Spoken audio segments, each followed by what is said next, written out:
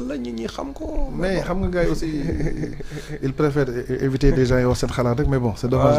mais bon dans tous les cas wax sa xalaat wax li nga xam ko gën. et je pense que vous quand même à votre niveau vous dites ce que vous maîtrisez. maintenant ñu jàll toujours ci li nga xamante ni mooy suñu relation Amadou Hott nekkoon na président candidat en tout cas à la présidence de la BAD malheureusement il a perdu au profit du Mauritania bi nga xamante ni moo daal di gagné tey ñu bëri di naan suñu diplomatie dafa sooxee dafa daanu dafa ndërmellu dafa dellu ginnaaw à cause de la défaite est-ce que yow lecture boobu nga ci am. équipe boo xam nga Fadi dafa tout est question de man souvent en matière de management dama naan tout est question de casting de coaching et de monitoring. jour boo xam ne yow njool nit koo xam ne tu n'as pas fait le casting.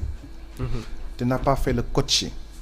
tu n'as pas fait le monitoring est-ce que mën na ne défaite boobu ça t'engage maanaam su ma ko wala fay la rek kan moo présenté woon Amadou Hott comme candidat résumé. Macky Sall en 2023 d'ailleurs. on est d'accord. oui c'était pas nous. Macky Sall moo ko présenté comme candidat. mais malgré ça est-ce que ñun bi ñëwee dañu ñëw ne non candidat Macky Sall dañu ko jàppale. non. malgré ça l'État en place à travers le président le PM ministre des Affaires étrangères. Ils ont tout fait pour accompagner la candidature de Amadou Hott loolu c'est un fait. dëgg la mun na ne du sunu candidat. si.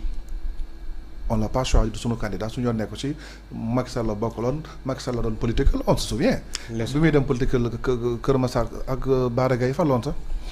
demoon na benn localité di xëccoog Bara Gaye je pense Kër Massar la suma yëmbal moo nañ ne du sunu candidat il était notre opposant mais malgré ça c'est un Sénégalais boo xam ne la continuité jàng fi mu war a jàngee la continuité de l'État a tout fait pour accompagner la candidature de Amadou Hott. ça c'est vrai ñun gis nañ ko quand même. donc moo tax pour dire que du ma jàpp ne défaite la du ma jàpp ne c'est une faiblesse dans notre diplomatie mais ce qu'il y a lieu de connaître mooy lan.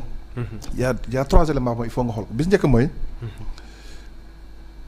ce n'est pas qu'une simple élection il y a du lobbying quelque part moo tax le contexte et le poids des équilibres régionaux c'est important. parce que l'élection de la BAD ça dépasse la capacité diplomatique d'un pays. si yow bu ñu lay BAD Afrique ñoo la BAD actionnaire BAD yi tu vois les États-Unis Chine tous ces pays-là qui sont actionnaires de la BAD. tu penses que l'élection de la BAD des pays de l'outre-mer yoo xamante ni est-ce que tu penses mais élection de la BAD mën nañu ko limiter en Afrique et cetera. non c'est impossible. moo tax ma ne la gars yi def lecture simplice yi il faut au-delà de BAD bi nekk Afrique na dem xool maintenant quels sont les actionnaires de la BAD. donc les tenants. deuxième bi mooy candidature Amadou Hott bon c'était solide mais à un moment donné c'était un peu isolé parce que Amadou Hott pour man c'est un technocrate. si koo xam ne voilà wane na ko xam na ko. def na benn bilan respectable au Sénégal. maintenant pour gagner ça demande énormément d'autres choses ça demandait un travail de diplomatique de fond ça demandait du lobbying. si ça demandait la constitution de coalition. ça c'est sûr. et ça demandait des concessions bilatérales. lobbying mooy lan nga dem dëkk man kii ma sama candidat bon dem bëgg nga jàppale ma ko parce que yow aussi côté bële. am na beneen poste c'est-à-dire nga ne waa CAF bu amee man ma jàpp lobbying la. placer des intérêts. nga ne man soxla naa ko BAD mu ne man l'année prochaine bëgg naa kii CAF kii ne man bëgg naa commission de l'UEMOA kii ne tant mais c'est de lobbying que les gens font benn du mooy lan constitution de coalition. si ñun nañ dajaloo ñun groupe bi poste bi contre kële. ou bien constitution da nga may jox lii ma jox la lii. si moo tax ma ne la Amadou Hott a une candidature solide mais un peu isolée parce que ñun biñ ñëwee.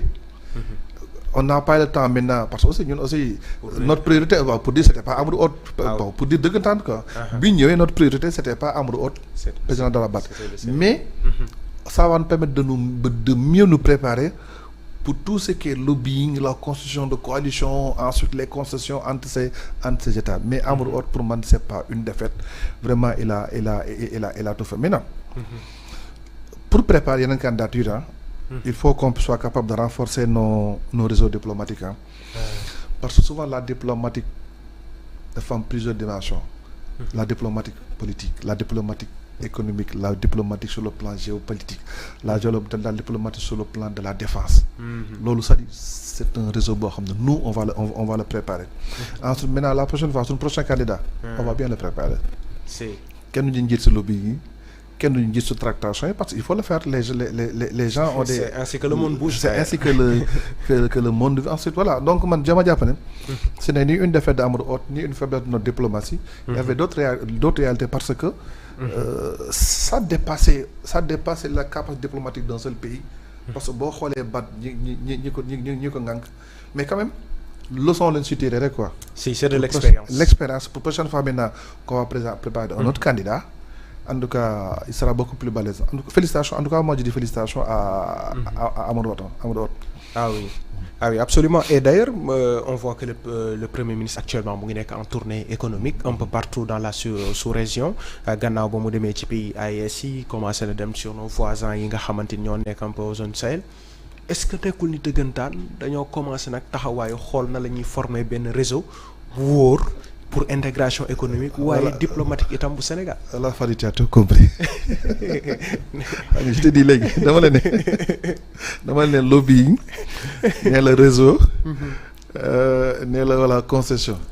Ce que le président Ousmane Sonko est en train de faire, c'est ça qu'on appelle une tournée diplomatique. La diplomatie a plusieurs dimensions. Dëgg la. C'est que la suite nee la lii ça va nous servir qu'on va se préparer. Effectivement Ousmane Sonko si biir Afrique c'est une évolution. Parce que boo xoolee ñun bi ñu créé suñu parti boo demee suñu siège bi njëkkoon nekk. ñi jël comme référence ñett la Cheikh Anta Diop. Si. Mamadou Dia. Thomas Sankara. Si. Tu as vu cette vision panafricaine. Absolument. Ousmane Sonko bu defee lii c'est parce que c'est quelque chose qui est tellement naturel. Maintenant jàngat bi ma si jàngat ñett la. C'est une diplomatie panafricaine en action. mooy nga jóg dem seeti say naataango ñi nga seqal en Afrique. Maintenant foofu li mu bëgg mooy gën a may doole bi Sénégal am ak yeneen dëkk yi. parce que boo xoolee ñun africain dañ ko daan jàng sax bi ñu nekkee xale que tubaab bi bëggul ñu mbooloo nekk benn. dëgg la. tubaab bi muy diviser en Afrique laaju ñu sax quelques tubaab ñoo dellu si benn salle. jël seen équerre di tracer. rek. des fois il t'arrive nga gis benn dëkk territoire jub xocc. si doonee mais gaan bi ay na de na la mën daggee. na la ko tracé nii bu mu jub. parce que ñoom il n'avait pas intérêt à construire. Ça veut dire que ce que Ousmane Sonko a compris. Nous on a parlé de souveraineté. parce que ne vision d'un Sénégal juste prospère et souverain dans une Afrique. Le plan Sénégal émergent le projet d'un Sénégal juste souverain et prospère dans une Afrique en progrès. Ce n'est que la suite. Nous on a dit on veut la souveraineté mais toujours boo xoolee phrase bi que ça soit le président de la République que ça soit Ousmane ils disent dans une Afrique en progrès. Mais c'est ce que Ousmane Sonko est en train de faire. Ce que nous dit maintenant il est en train de faire la diplomatie panafricaine en action. Beneen bi mooy il est en train de plaider pour la réintégration des États. Effectivement AES CEDEAO tas nañ. Ñun on a toujours dit que est-ce que CEDEAO bi c'est la CEDEAO d'un cartel de chefs d'État ou bien c'est la CEDEAO des nations. Est-ce que CEDEAO bii dafa nekk bu défendre les intérêts des présidents qui le composent. Est-ce que CEDEAO bi dafay jël compte des intérêts l'intérêt des nations. Si tey jii boo analyser génnu AES bi surtout là récemment bu mujjee bi Niger amee problème CEDEAO na da koy attaqué. Voilà après Mali ak Burkina Faso. Faut on se pose la question CEDEAO boo bëgg a attaquer Niger. Il veut protéger un président ou bien il veut protéger le peuple nigérien. teg ci embargo Mali. bloqué seen compte yi. Léegi Ousmane bon même ay nit bu ñu xoloowee ku nekk di nga braquer sa position. Mais ñëw wax si ne yow li nga def waroo ko def kii li nga def waroo ko def moo tax man la deuxième chose que j'ai lu dans sa visite c'est pour réintégration. Maintenant soit il réussit il va le faire soit il ne le réussit pas. ku nekk dem ñetteel bi mooy boo xoolee carte su mu mën a génn carte CEDEAO. xoolal soo génnee le pays de l'AES. xoolal mooy ñi nekk si kaw ñoom ils n'ont pas accès à la mer xoolal soo jëlee Mali. dëgg la Burkina Niger mais derrière cette visite là il y a une diplomatie économique. si. Le roi de Maroc il voulait proposer les pays de l'AES pour ñu ñëw accès à la mer au niveau de Maroc. mais ñun tu penses pas qu'on ne peut pas aller dire aux les gars xool leen Maroc dafa sax ñu ñoo gën a jege mais c'est une diplomatie économique. d'ailleurs fii lañ mës a transiter seen i matériels. voilà la preuve. te boo xoolee carte CEDEAO tu verras que. xam naa Babacar dina ma génneel carte Afrique. ñi si kaw xool ñi si kaw mooy AES te ñi si kaw yëpp.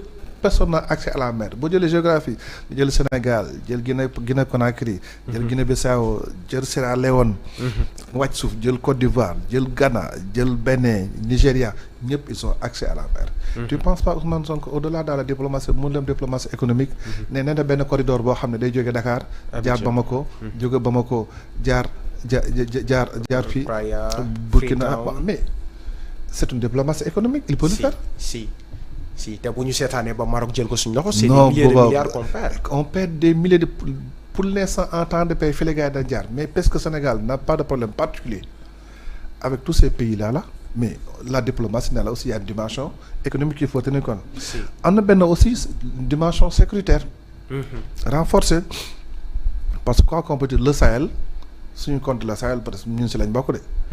le Sahel mooy bande boobu jógee Sénégal Mauritanie dem si lañ bokk.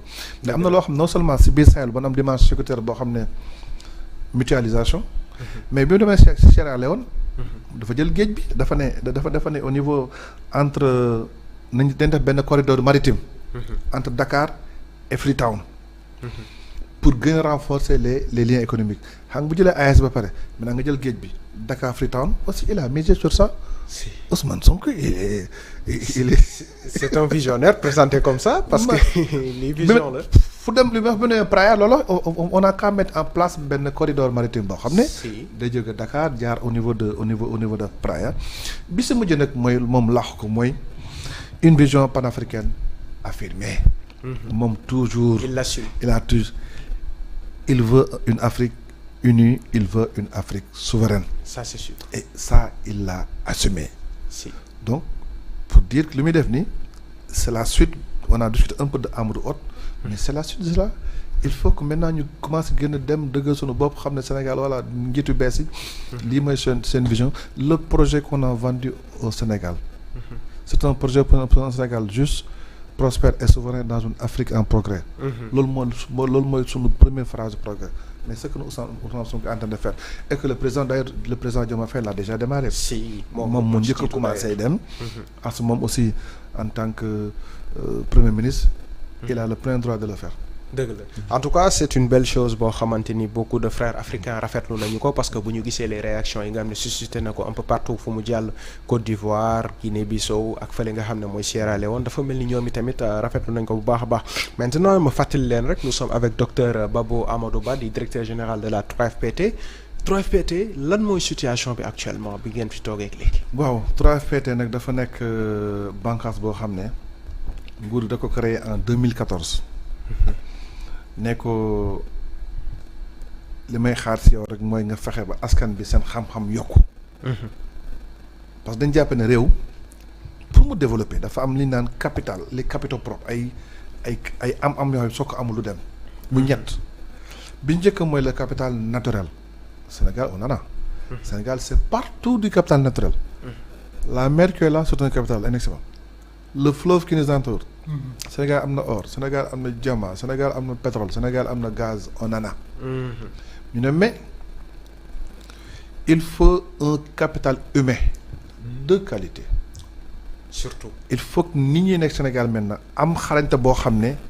dina leen permettre lépp bu ñu nekk koom bu nekk fii dinañ ko mën liggéey. mën ko exploiter. bi si mujj mooy le capital culturel effectivement Sénégal dëkku jàmm la. ñun fi ñu gën a intéressé mooy le capital humain de qualité ñu nekk le fonds de financement ñu ne yéen seen rôle mooy lan fexe leen ba nit ñi am xam-xam parce que boo xoolee dans la vision Sénégal 2050 axe 2 dañ ne regrouper l'ensemble des parties prenantes pour la bataille de la qualification et de l'employabilité des jeunes ñu ne l'employabilité c'est la capacité d'une personne à obtenir